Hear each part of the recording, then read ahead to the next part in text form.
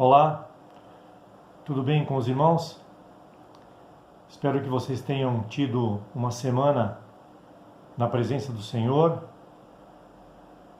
com esperança, com paz, com alegria, principalmente a paz, que só o Senhor pode nos conceder, não como o mundo a dá, segundo as Escrituras, mas segundo as suas misericórdias e o seu grande amor para conosco.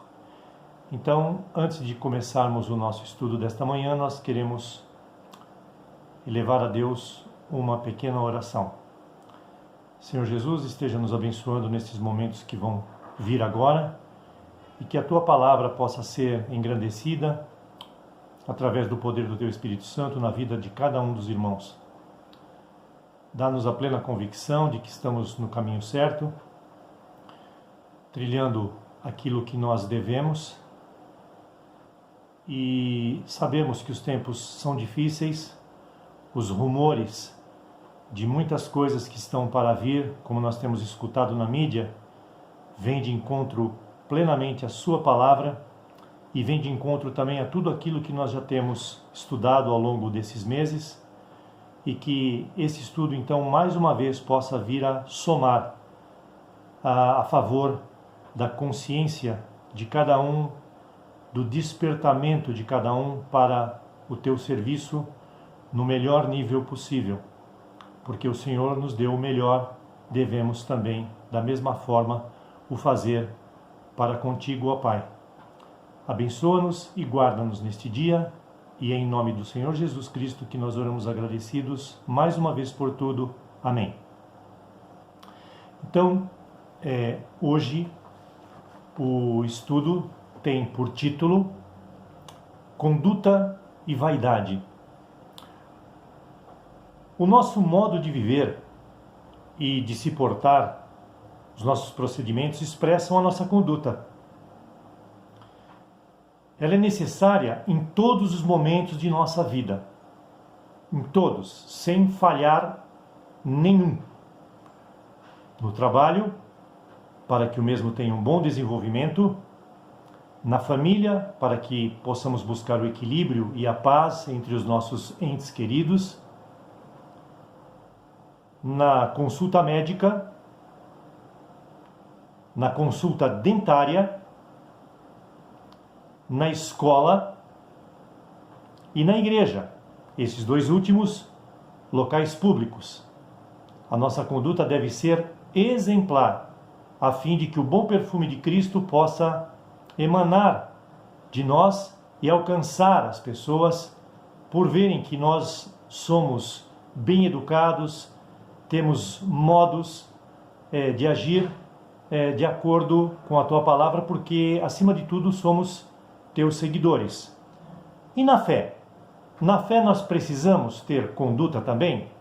A resposta é positiva. Sim, nós precisamos. Jesus, enquanto viveu por aqui, deu clara demonstração disso ao longo de sua vida e dos seus 35 milagres realizados e que são citados, fora os outros que nós não sabemos, mas que provavelmente foram muitos mesmo. O objetivo disso, do porquê Jesus agiu com uma boa conduta, para mostrar que de fato ele era filho de Deus, porque as pessoas tinham grande dificuldade para entender isto, para revelar também a misericórdia do Senhor para com a humanidade, através da presença do seu Filho, do seu único Filho, para remir os nossos pecados e para produzir fé nos corações das pessoas que com ele conviviam ou viam os seus milagres, transmitindo o poder de Deus ao mundo. Quando se fala em fé, naturalmente, como já foi falado, envolve-se a conduta também.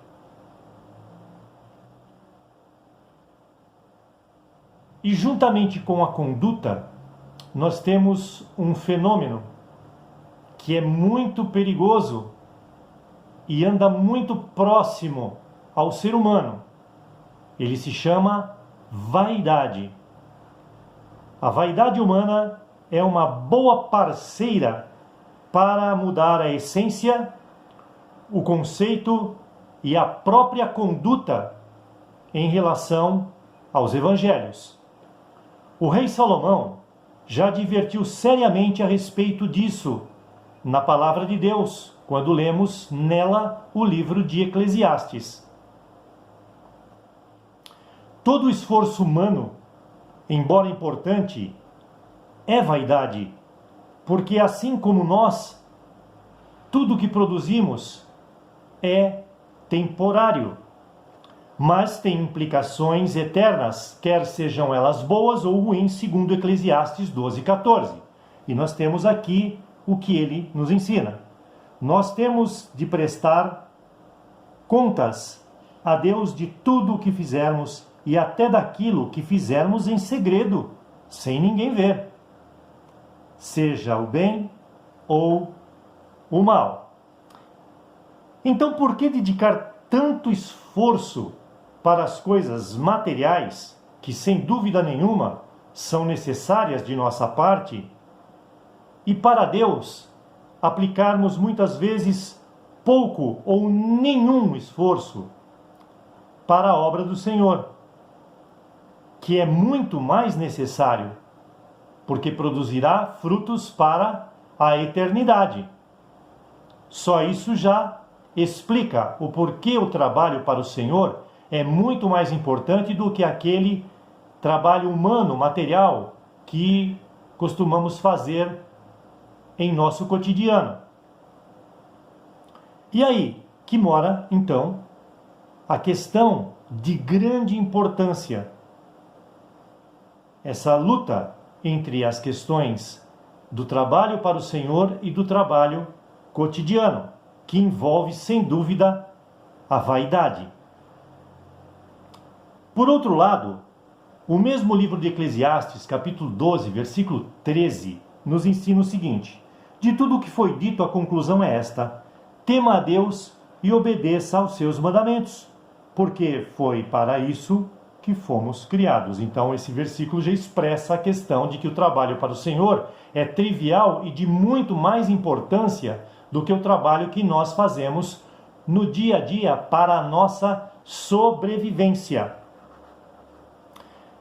Então, chegamos a uma conclusão breve sobre isso. Em tudo que fazemos, somente uma leal submissão a Deus torna-se a única coisa sensata para justificar a existência de uma pessoa na face da terra. Ou seja, trabalhando sim, com e ou para ele. Com ele no trabalho secular, porque tudo que fazemos devemos fazer como se fosse para o Senhor, segundo nos ensina o livro de Colossenses. E para ele, quando nós tratamos de desenvolver o trabalho dentro da igreja, um trabalho espiritual voltado totalmente para a causa de Deus. Quando se fala em vaidade, em relação à fé, nós temos o seguinte: a vaidade, ela se estende por vários campos, e nós vamos ver alguns deles agora. Por exemplo, ela atinge os comprimentos das saias, vamos dizer assim, para ficar mais poético um pouco. Muitas pessoas crentes acham que pela sua indumentária, por aquilo que elas trajam no seu corpo em relação ao culto a Deus, é o que liga para a salvação. Ou algumas questões ligadas ao corpo, não pintura das unhas, comprimento dos cabelos, o não uso de joias. E eu já, enquanto dava aula para os jovens na Igreja de Deus do Cocaia, certa vez um deles disse o seguinte para mim: olha, eu estive conversando com uma pessoa e sabe o que ela me disse? Que o que justifica o uso do terno para os cultos deles é porque na palavra de Deus está mandando, colocar terno, quando a palavra de Deus ensina o seguinte: revesti-vos de terno amor. Então essa pessoa pegou este trecho bíblico dentro de um contexto, mas ele retirou essa questão do contexto e justificou o uso do terno, da indumentária, como sendo de santidade, de salvação no culto ao Senhor. Isto é vaidade, segundo a palavra de Deus. Num outro ponto, nós temos a vaidade no cumprimento da lei. Muitas igrejas têm a lei muito mais importante do que a graça de Cristo, e nós vivemos hoje na época da graça. A lei se torna mais importante. E sabemos que a lei veio para aumentar o mal, para aumentar o pecado, porque onde há lei, há punição, porque a lei pune. Mas a palavra de Deus nos ensina que onde aumentou o pecado, a graça de Deus super aumentou ou superabundou. Isto segundo Romanos 5:20. Entretanto, isto não nos dá, outorga para que possamos pecar sem limites, porque quanto mais pecamos, quanto mais abunda o pecado em nós, mais superabunda a graça de Cristo. Não é esta a questão que deve ser encarada na Bíblia. É que o pecado estava muito grave na terra, as pessoas não tinham esperança, e aonde o pecado abundava, superabundou a graça na pessoa de Jesus Cristo, que é muito maior a sua graça do que o pecado, sem dúvida nenhuma. E o porquê disto? No dia do juízo, o povo de Nínive vai se levantar e acusar vocês, pois eles se arrependeram dos seus pecados quando ouviram a pregação de Jonas, e eu afirmo que o que está aqui é maior do que Jonas, segundo Mateus 12:41. Jesus pregando citou Jonas, que ficou 3 dias na barriga de um grande peixe, mas ele fazia uma alusão à sua ressurreição, que demoraria 3 dias para acontecer, mas mesmo assim ele se colocou no lugar de Jonas como sendo muito maior do que este profeta que salvou com a sua pregação praticamente toda uma cidade. E as comparações a seguir, quando Jesus é comparado a Moisés e mencionado que Jesus tem muito mais glória do que Moisés, que fez um grande trabalho de libertação do povo de Israel das garras do povo egípcio, Jesus veio para nos libertar de uma vez por todas do pecado, e Jesus, então, por causa disso, é muito mais importante por gerenciar, por custear esta ação. Então, estas seriam 2 boas explicativas do porquê Jesus é maior. Alguns, na vaidade, acham que pertencem à igreja da história. Muitas pessoas acham que pertencem a igrejas que salvam, sejam elas de médio porte, grande porte ou pequeno porte, né? Pequeno, médio e grande, refazendo a frase, para ficar mais claro. Só que igreja não salva ninguém.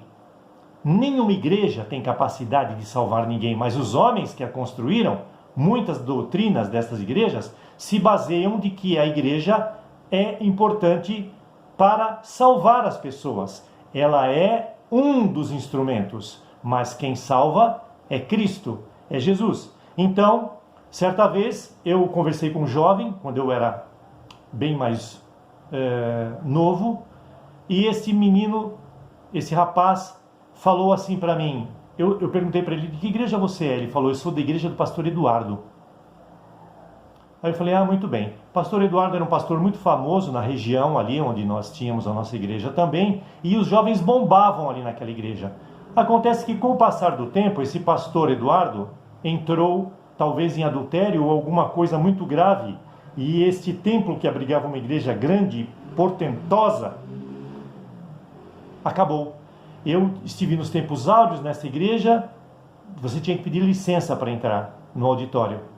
E depois eu estive visitando essa mesma igreja, sobravam lugares assim, de uma maneira absurda, nem parecia mais a mesma igreja, e hoje eu passo por lá ainda e vejo que a igreja mudou até a denominação, acho que venderam um prédio.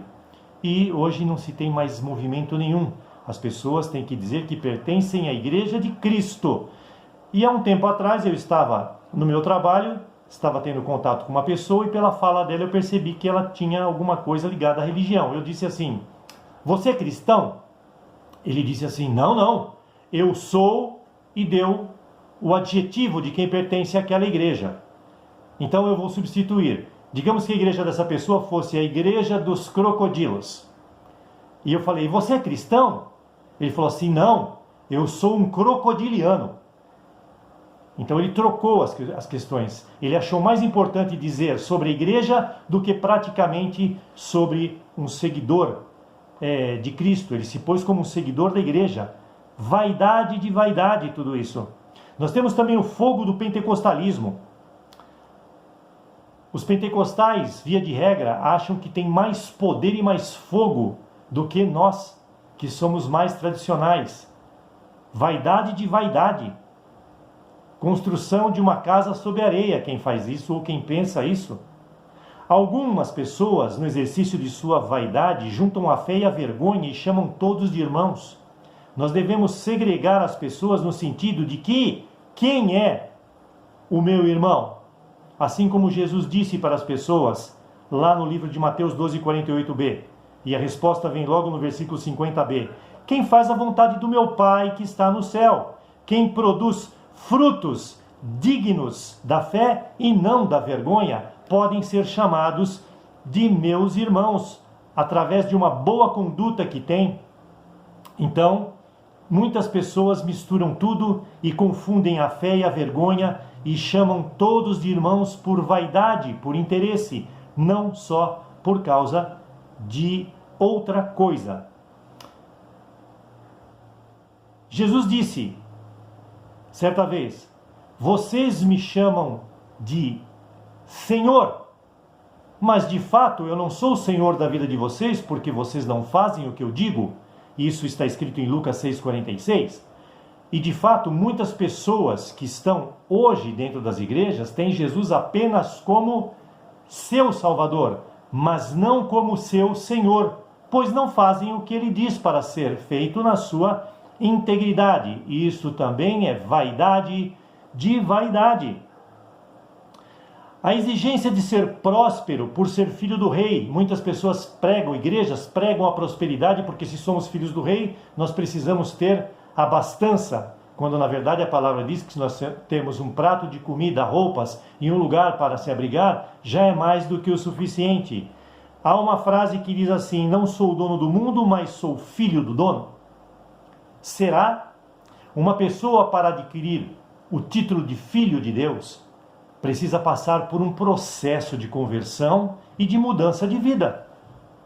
É muito fácil dizer isso. E tem um outro ditado que complementa esta questão, esta vaidade, né? O ditado diz mais ou menos assim, carregar Jesus no peito é fácil, difícil é ter peito para carregar Jesus. É diferente. Se você pensar nesta frase, você vai logo perceber a que me refiro. A pequenas cruzes, a amuletinhos que dizem respeito a Jesus, né? Isso é fácil de fazer. Difícil é ter peito para carregar Jesus e fazer o que ele manda. Temos que tomar cuidado com a vaidade também sob este aspecto. Há quem esconda a verdade por ter o povo nas mãos, ou líderes que manipulam a fé do povo em benefício próprio. Isso está totalmente errado, porque escraviza as pessoas. Algumas pessoas buscam a Deus em si mesma, com a sua própria força. Eu tinha um tio que dizia que Deus era o braço dele para o trabalho, a força do braço dele para o trabalho. Quando ele estava na iminência da morte, minha mãe e minha avó disseram que ele desesperadamente chamou pela presença de um pastor. Onde estava a força dele? Outras pessoas acham que por ser muito sábias não precisam de Deus, ou por ter muito dinheiro não precisam de Deus. Isso tudo também é vaidade. Essas pessoas não crendo então na cruz, vão sofrendo com isto e perdendo o tempo e as suas vidas. Há também os falsos chamados. Quantas pessoas eu vi passar pelo Instituto Bíblico e não deram em nada? Diziam que tinham chamado, mas a sua conduta não passava de vaidade e elas não permaneceram e saíram. e ainda saíram deixando um rastro de escândalo, ostentação pura. Nós temos também pessoas que se utilizam de apostolados. O que é apostolado? É uma afirmação sem uma clara demonstração como base daquilo que se crê. Seitas e heresias estão muito inclusas nisso. Muitas seitas inclusas nessas questões de se pregar uma coisa que não tem embasamento de uma fé legal. É vaidade de vaidade também. O vil metal, o dinheiro, que traz supostamente felicidade, está na vida da sociedade e também na vida da igreja, quando se troca o real sentido para aquele que tem versus aquele que é. Muitas vezes aquele que tem passa a ter uma importância maior dentro da igreja, por ter mais dinheiro, por ter mais condições, ele passa a ocupar lugar de destaque ou até mesmo de consideração. Na igreja existe isso. Eu já escutei muitas histórias e já vi muitas coisas que deixam claro esta realidade de uma coisa versus a outra. Rádios e TVs com auditórios lotados ouvindo o evangelho da marcha ré. O que significa o evangelho da marcha ré? Significa que através de espetáculos muito usuais dos templos hoje em dia, onde a morte muitas vezes se esconde, as pessoas acabam não adquirindo consistência e amadurecimento, podendo assim ser totalmente manipuladas. Elas ficam presas, arraigadas em costumes, em doutrinas falsas, em evangelho da marcha ré. Por quê? Porque a marcha ré, ela é retrógrada, ela não deixa com que a pessoa progrida. E o apóstolo Paulo nos diz muito claro que nós devemos progredir e largar o leite espiritual, mas muita gente passa a vida inteira dentro da igreja ficando presas. Você pode, através de 2 exemplos, ficar preso sim no evangelho. O primeiro deles é preso através de uma raiz que te dá sustentação e vai fazer com que você mantenha a vida plena e produza com isso frutos do seu relacionamento para com Deus. Mas você também pode ter a sua sustentação dentro dessa questão do evangelho da marcha ré. Você pode estar sendo preso por uma âncora e não progredindo na sua vida cristã. Sabemos que a âncora no máximo enferruja, ela prende, ela segura, mas ela não alimenta de forma nenhuma. Então, a nossa sustentação nessa questão do evangelho da marcha ré deve ser de uma sustentação em algo que nos traga vida, como a raiz de uma árvore, e não numa coisa que traga segurança, firmeza, mas que não alimente, como o caso da âncora. Muita gente, através daquilo que elas acham que é correto, acabam não enxergando ou convencendo-se destas realidades por pura vaidade ou também, acrescentaria eu, comodidade. O evangelho também não pode ser um estilo de vida. O evangelho não deve ser assim. Ele deve ser um transformador de vida. Hoje em dia também tem muita gente alargando aquele caminho que no princípio era o quê? Que no princípio era estreito, segundo nos dita o livro de Mateus, capítulo 13, capítulo 7, versículos 13 a 14, melhor dizendo. Entrem pela porta estreita, porque a porta larga e o caminho fácil levam à perdição, e há muita gente que anda por este caminho. A porta estreita e o caminho difícil conduzem para a vida, e pouca gente encontra este caminho. Lembra que eu falei num estudo recentemente de que cada 10, estatisticamente, 7 se perdem. 3 pessoas apenas conseguem manter a sua fé viva e chegar ao fim deste caminho salvos. É uma estatística que alguém fez e deve ter base para esta questão.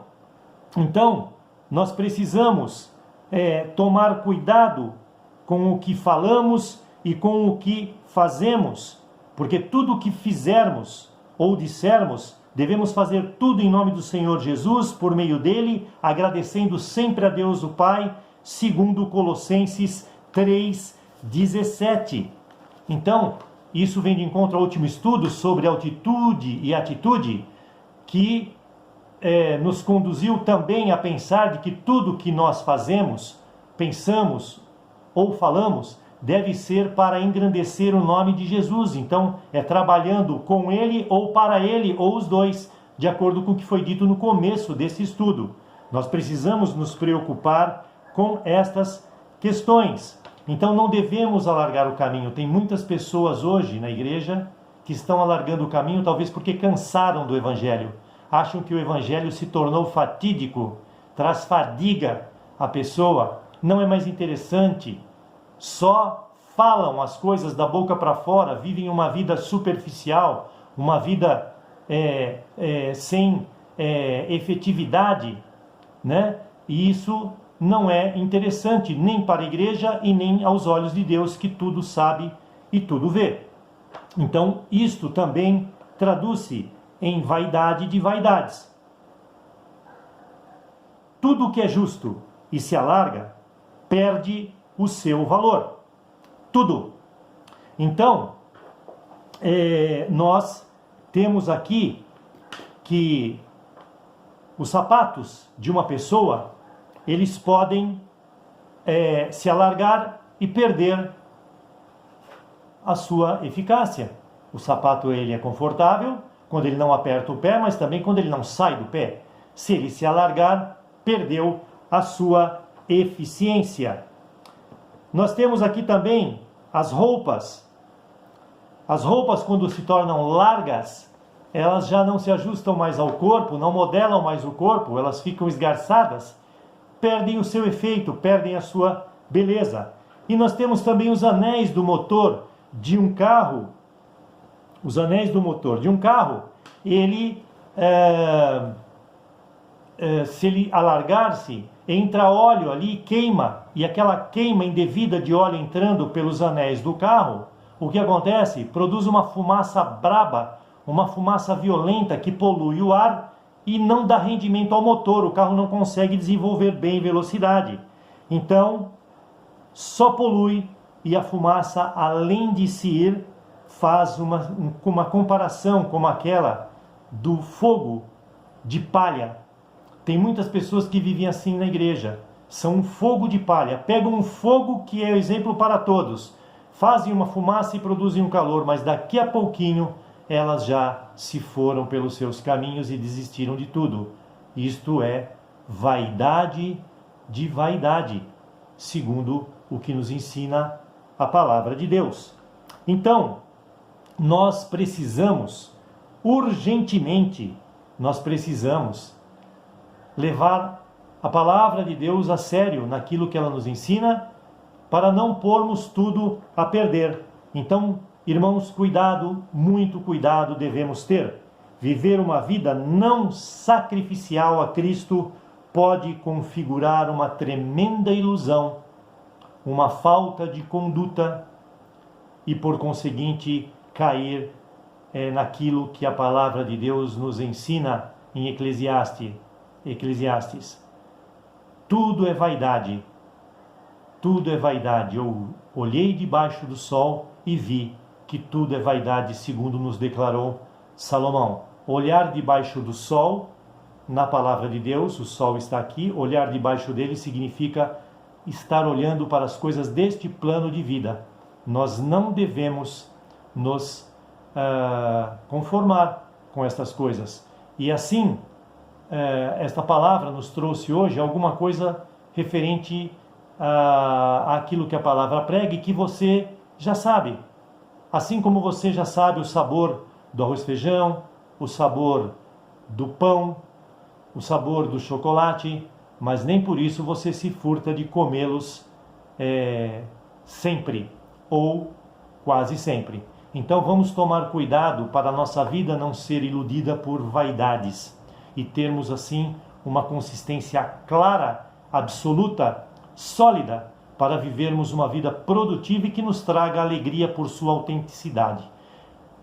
Para o Senhor, evidentemente. Então esta é a mensagem para esta nova semana. Eu espero que vocês, na presença do Senhor, tenham uma semana cheia de alegrias, cheia de vitórias, cheias de fé e também de saúde. Deus vos abençoe e até a próxima, se assim Deus nos permitir.